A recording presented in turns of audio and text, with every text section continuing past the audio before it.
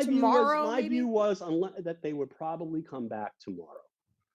I thought, there was this kind of interesting byplay this afternoon when the judge announced that the jury wasn't going to go to 6 o'clock because he said they could go to 6 o'clock.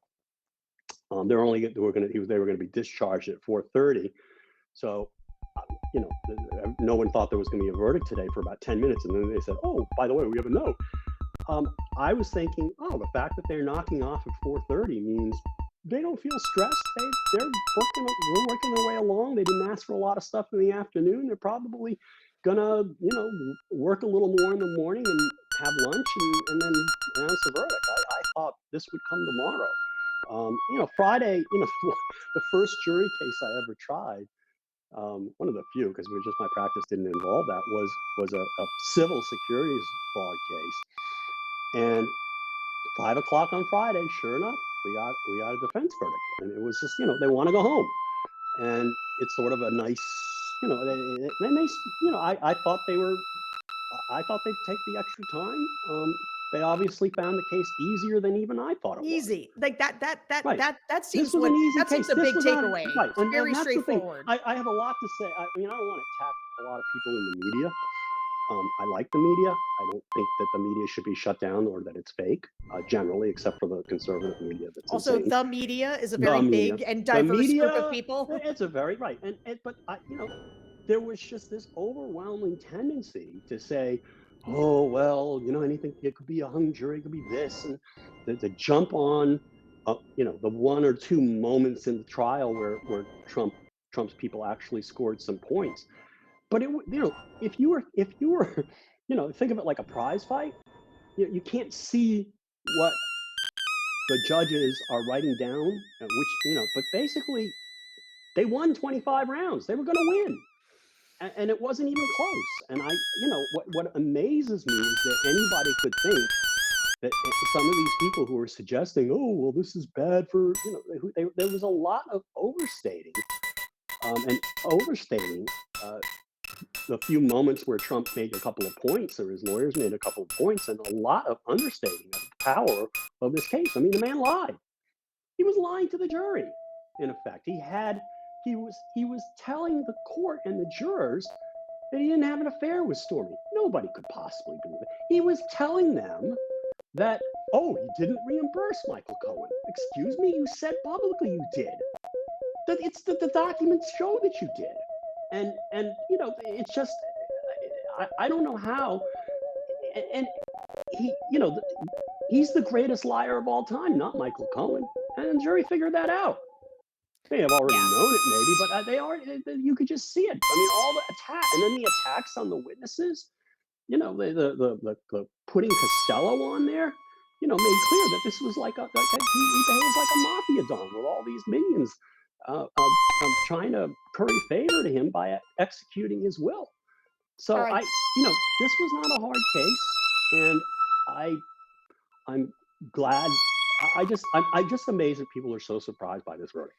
I'm gonna give you my theory on why I think people are so surprised. But first, I'm just gonna tell you that today's episode is sponsored by The Perfect Jean. If you think you've mastered the look in sweatpants and George 15, after you purchase, they'll ask you where you. And you can use it. You can, I'm asking for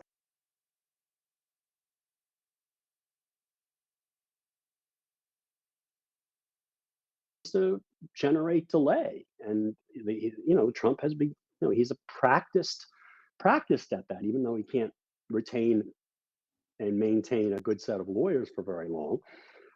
He's very practiced at that, and that's why. And then he got lucky in Florida. I mean, that case should have been tried already. Right? That case with its with the very high penalties of the Espionage Act and for obstruction of justice, that case should have been tried already, and he should be already serving that time. But you can't have everything. We'll see how that one goes. But I think that in the end, for the reasons I previously said, I don't think he's going to win this election. I think this is helpful to achieve the right result in the election, but it's not I don't think it's going to be dispositive. I think he's going to be dispositive. I think his behavior is going to be dispositive. His bizarre behavior, his contempt for basically everyone who, basically contempt for all of humanity, except for people who kiss up to him. I think at the end of the day, people are going to say enough of this. And You know, what'll happen after that is all these other cases will get tried, and if he's convicted on any significant number of those counts on these other cases, he's going to spend the rest. He's 77 years old. He's going to spend the rest of his life in jail, and I think that's long overdue.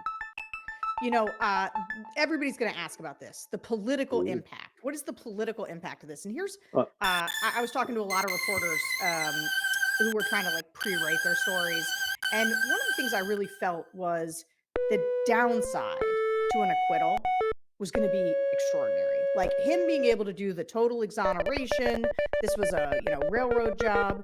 I do think that would have helped him a lot.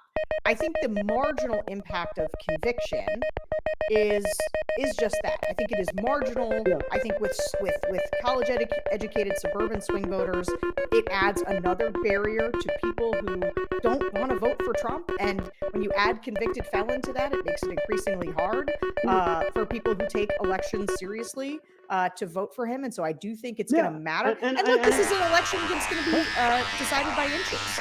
And yeah, so those margins matter. But again, we don't hit this guy hard enough. I mean, maybe some of us do, but I think, I'm going to refer to him as convicted felon, adjudicated rapist, Donald Trump. I do think you're right that this is going to be a matter. How much this matters is going to have something to do with how hard Democrats prosecute this case against him, right? You do have to prosecute the case against him. I mean, can you imagine how hard a Republican candidate? Let's leave out Trump for a moment. How hard the other side would be going at a Democrat. Of course, the Democrats would never tolerate it. They ditch the person in a heartbeat. And any normal human being should ditch a candidate who's been convicted of a crime. Yeah. I don't know what's so hard about it. Hey, I got to ask you, one of the questions I had is on the gag order. We sort of talked about this up front because he is attacking everybody. So the judge, though, is going to be the one to sentence him. So is there a gag order still in place, or can he still keep mouthing off to the judge? And how perilous is that for him going into the sentencing? Well, the judge should not be punishing him for attacking him. But Okay. yeah, it's an interesting question about the gag order because you still the witnesses no longer can be intimidated unless you're expecting a retrial, and I don't expect a retrial. Jurors, however, should be protected. So, I would hope that there be some restrictions in place on jurors. And there still is a public interest in not having court officials and prosecutors suffer from lunatics who are being ginned up by this narcissistic psychopath who seems to have a following among the American people, too many of the American people. So I don't know what the status of the gag order is going to be. It has to be something. I don't know that you can have a gag order that extends past the criminal trial. But I will say this: he is out on release. He's basically on not bail, but he's out on personal recognizance. There are conditions of release that apply to him in these other cases, and there will be conditions of release that apply to him while he is allowed to be free on appeal. And if he violates those conditions of release, which could include, threats to other people, he could be remanded and he could start serving his sentence while the appeal is pending. So there is that degree of leverage. I haven't thought it all through, and we'll have to see. It's a little tricky for the judge, but he's still a threat to people to the people he's been threatening. Okay, before we keep going, we just got one more ad read to do for today's episode. So you can support today's episode. Support for today's episode also comes from OneSkin. Did you know your body starts accumulating senescent cells should I retain, should I keep Preet Bharara, the U.S. attorney in the Southern District of New York? And I thought, well, I don't know. I mean, it's always better to have your people in place than others, because but I don't know. Um, I didn't occur to me that he was asking that for the reason that I'm sure now he was asking that. He knows he's a criminal. He knows he's just been a step or two ahead of the law. And he was asking because deep down, that's something that actually concerned him. I mean, if I were elected president of the United States, yeah, I might have some